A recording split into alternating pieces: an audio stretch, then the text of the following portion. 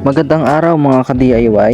Ngayon, gagawa tayo ng solar water pump na 12 volts para sa ating water pump source. At ito na, sinusukatan ko na ang paglalagyan ng ating solar water pump 12 volts.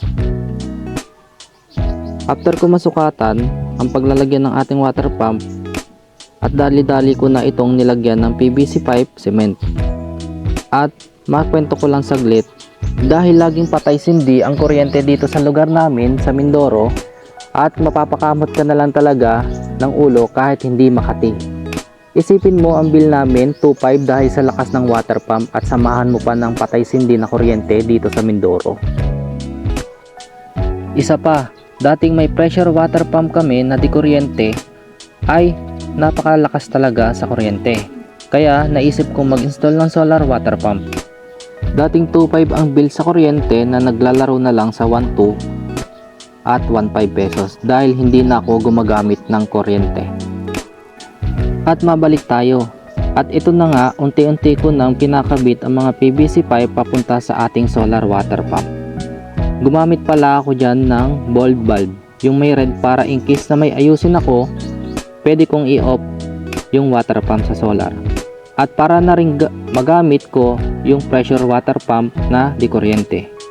In case na wala laman ang drum natin at walang sinag ng araw at walang charge ang ating battery, magagamit pa rin natin ang water pump na di kuryente.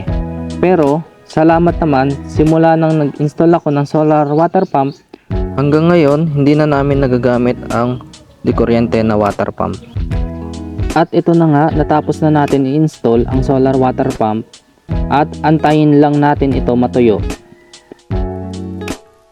Kung makikita nyo, yan yung lumang pressure pump namin.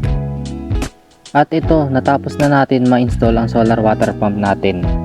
May dagdag ko lang, itong solar water pump natin, kinakailangan siya ng battery na nanggagaling sa aking small setup.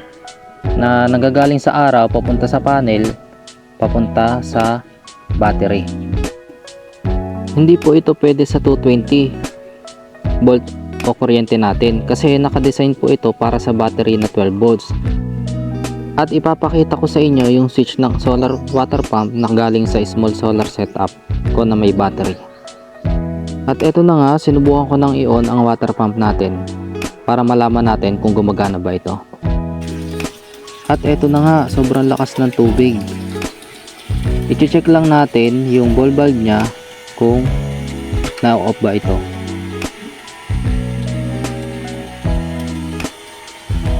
I-check natin.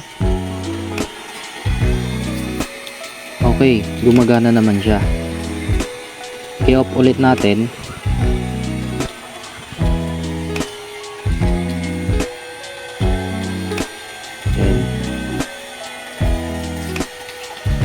Ayan, bumalik na ulit yung tubig niya. Yan, lalagyan ko pala ng drum yan para may istakan ako ng tubig. Kung sakaling walang araw at may puno naman ang ating battery, malalagyan natin yung drum. Mas maganda dalawa yung drum para mas matagal siya maubos. Saka yung wire pala na yan yung tinuro ko. Yan yung switch ng water pump. Patayin muna natin saglit para makita natin kung working ba siya. Kaya kung makikita nyo, nawala na yung tubig. And then, i-on ulit natin siya.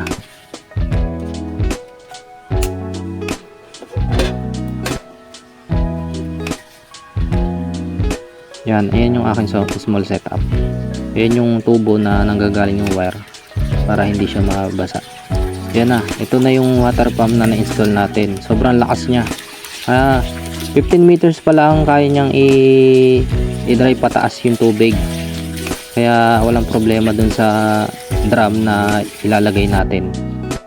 At eto na nga, wala, sobrang lakas ng tubig. At hindi na natin kailangan isipin na mag-brown out. Sa mga gusto po pala magpagawa, PM lang po kayo or add nyo ako sa FB para malaman nyo po ang iba pang mga detalye. Maraming salamat po sa panonood. God bless. Babush!